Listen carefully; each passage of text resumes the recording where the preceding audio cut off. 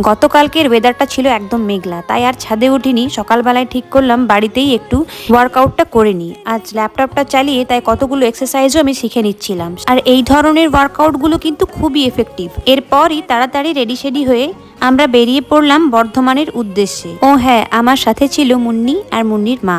যাওয়ার পথে রাস্তাগুলো কিন্তু অপূর্ব ছিল, আর যেতে যেতে আমরা অনেক গল্প মজাও করেছি। আর গল্প করতে করতেই পৌঁছে গেলাম আদি ঢাকেশ্বরী বস্ত্রালয়ে। ওখানে কিছু শাড়ি কিনবো।